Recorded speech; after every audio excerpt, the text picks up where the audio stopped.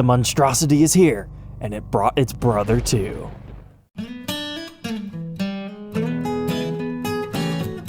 Welcome back, Troglodytes, to your daily dose of guitar information, the Trogly's Guitar Show. Time for our weekly Mod Collection Demo Shop recap. That's right, the one in the middle of the photo finally got listed this week, along with 5 other gems. So let's dig into this, starting with the cool one. It was listed at $4,800, and it ended up being one of the Mahogany Flying V, so it wasn't one of those $10,000 Korinas. So let's take a look here.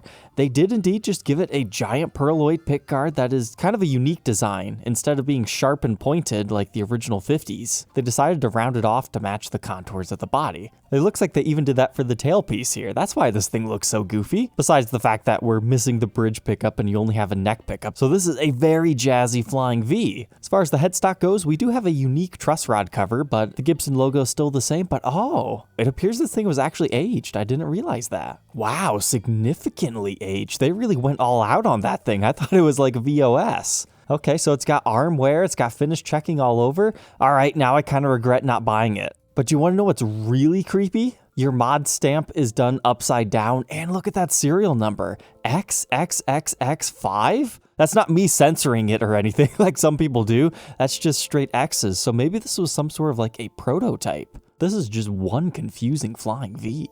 And oh my goodness, it's got a piezo in it. I'm really glad I checked out the spec sheets. Okay, so you do technically have like a bridge pickup. So this will have acoustic and neck pickup tones.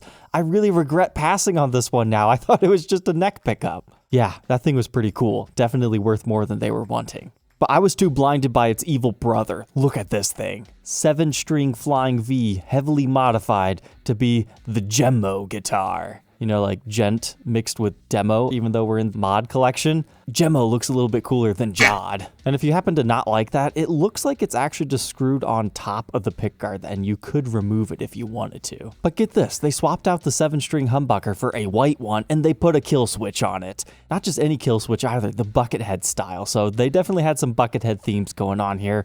This one has the pointy pickguard, but then look at this. Instead of a V tailpiece, they have like some trapezoid thing. That's interesting. They probably had to custom make that because it's the 7-string version. They didn't have a bunch of those laying around. But now I'm gonna have to check the specs. Nope, this one didn't get the piezo system. But the headstock is so freaky because normally these 7-string Vs have 7 of these Steinberger tuners on the back. However, they replaced the regular 6 of them with locking Grovers. That gives it a very traditional look from the front, but then you just have this weird third eye thing going on. I thought that was a really cool effect. At first I thought it was just like one of those G logos like some of the vintage ones had. So yeah, needless to say, I was trying to buy this thing and I'm 100% confident I was the first person to have that in my cart because as soon as that was there, it was there. But I got the cart glitch. I could never actually check out, and eventually somebody else was able to get it. So hey, Gibson, fix your website, please.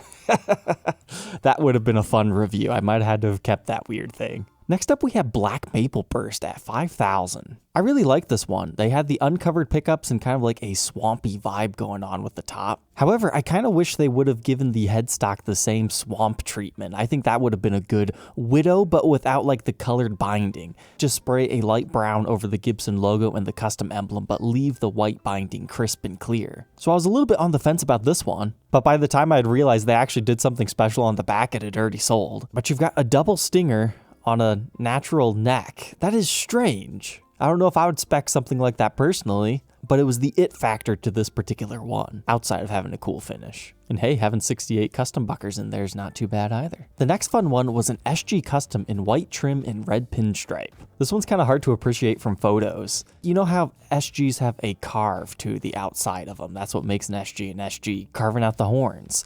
They have the flat top layer painted black, and then they have the carves white. And then in between each of those, you have like this really nice blood red color.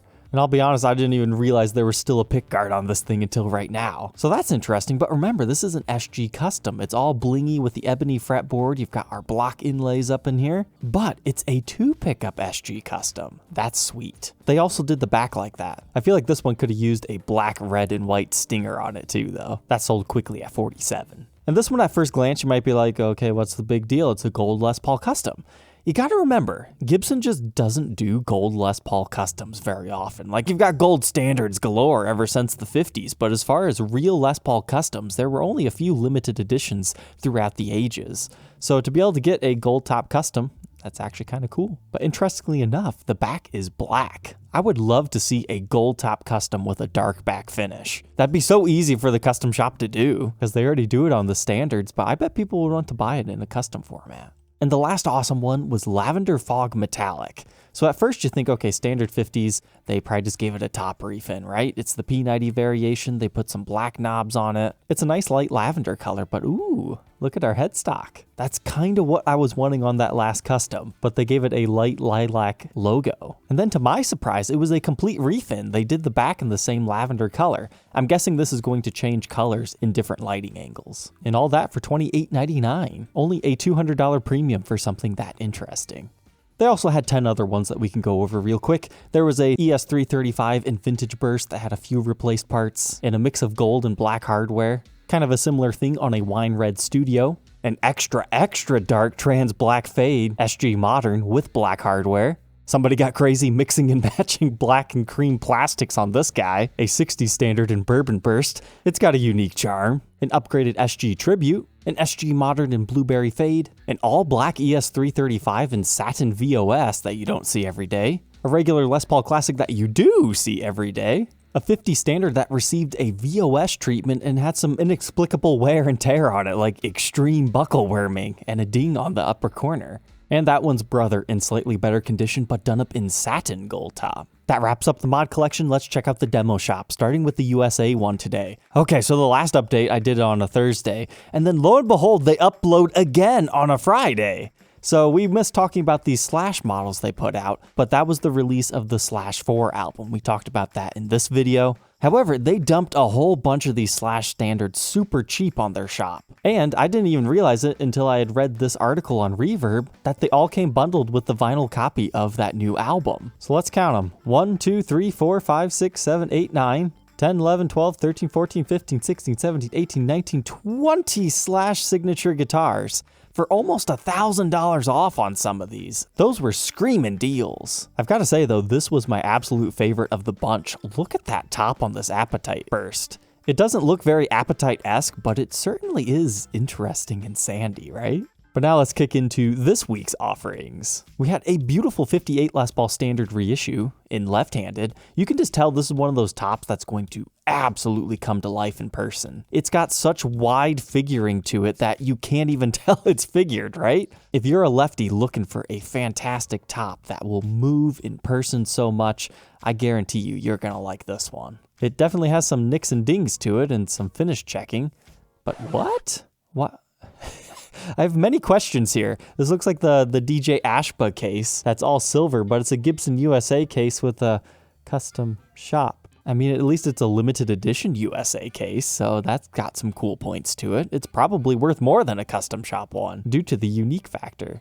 Next up, they listed another one of those Korina Explorers. These things are 10 grand new. This is a whole whopping $2,000 off, 100 watchers in only 4 days. This is one of the black pickguard varieties. They're nice guitars, but they're very, very, very expensive, even at a discount. But it looks like this one has like a knot in the wood at the neck and then maybe a slight ding right here. For $2,000 off, I think that's worth it if you're buying one of these anyway. And then here's another nice reissue, a 1960 this time. At first I was shocked at the price tag, $7,400, but then you have to remember this is a Murphy Labs division heavy aged. I think these are like 10, 12 grand, something like that. So it's just like that Explorer. If you were in the market for this exact guitar anyway, I mean, why is this here? It's aged. If it got a little ding or dent somewhere to make it have to be a demo, nobody would know. Like, what are they disclosing here? Why is this in the demo shop? I'm very confused. Oh no, the relict guitar has scratches and dings on it. It must have like orange peel or something not good. I don't know about that one. But this Classic caught me off guard. It's kind of a plain top, but it'd be nice in person. But then you keep going through the photos and bam! Look at that back. It reminds me of my super figured backs, the Quilty and the Flame standards of the mid-2000s that I've documented, including that P90 Goldtop one. Now, obviously, this one's not quite as extreme, but you can tell that thing's got some stuff going on. I also bet it's a 13-pound Boatacre. Let's see. Oh wow, only 10 pounds. Surprised. But out of the sold listings, I did find 7 interesting ones. So this was a 60s tribute in another Eggplant finish, this time Satin Eggplant Metallic. I bet this thing looks pretty cool in person. Looks like they upgraded it with one of the ABR ones that sits on the Nashville style studs.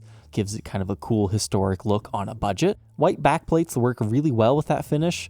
It's just kind of cool, but that one's over 10 years old at this point, and just now finally getting out of Gibson's haul. This ES175, you don't see these every day, and I think that was actually a really good price, $3,300 for a custom shop 59 reissue one of these. It certainly has a very cool look to it, and is the 2 humbuckered version. This white Les Paul Custom, only at $4,000, done up in Buttercream, was a cool buy. These things brand new. Look at that price on the screen. They're expensive. They're $500 more than a black one when you order these now because they have to do the white ones in a special way. And hey, you can see the new medallion right there for the 2022 models, but at nearly $1,500 off. Yeah, that was a no-brainer. But here's a slightly used one for $1,000 more and used with no warranty. Next up, I thought this USA Casino was interesting. We've got another Epiphone Casino in here, but they gave it a Bigsby. Very vintage. And here was another beautiful 59 Les Paul Standard with a top that would probably look pretty nice in person. You got the crosshatch of a wavy wood grain on top of your flame figuring. And the finish has a nice orange vibe to it. But this Studio, I almost completely passed over. It's like, okay, red Studio P90 pickups. It's nice, but nothing too special. But that is considered an exclusive custom paint, Satin Deep Red. So I looked at it, okay, black plastics, what's special? Ooh, it's our logo that's special. They must have sprayed over the yellow silk screen. Well, it's better than nothing, right? But it's really the back of this one that's got some cool wood grain that got me excited.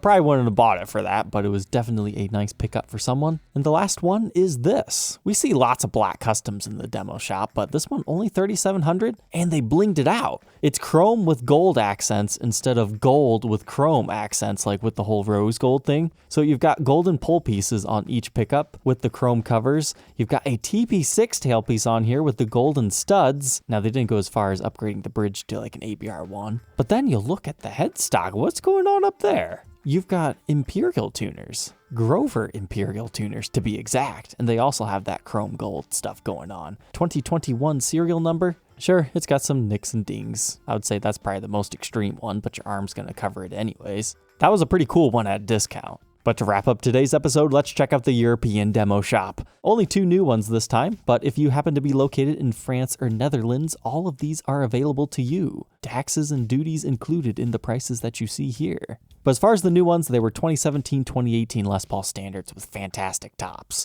And these standards aren't quite as worn as some of these other ones have been within the European demo shop. I mean, seeing fair, I was kind of scared, but it's just a couple of nicks and dings on each of these. So here's this Cherry Sunburst one. They call it mod because they've modified the bridge pickup. That looks sweet. I love that top. Now, you have to like the 2018 specs. Something to know about these is they have a little bit wider of a headstock and they have weight relief, which I believe is ultra modern at this point in time, but this is the 2018 version. But nice, that's a custom bucker in the neck, custom shop stuff, and a DiMarzio PAF. And then lastly, they had a Honeyburst one. These are both around $2,500 USD, including value-added tax, which for these guys' market, that's not bad for something that has a fantastic top like these guys. All right, troglodytes, I hope you enjoyed checking out the demo shop and mod collection with me this week. Don't forget to like, comment, and subscribe, and we will catch you tomorrow on the next episode. Take care.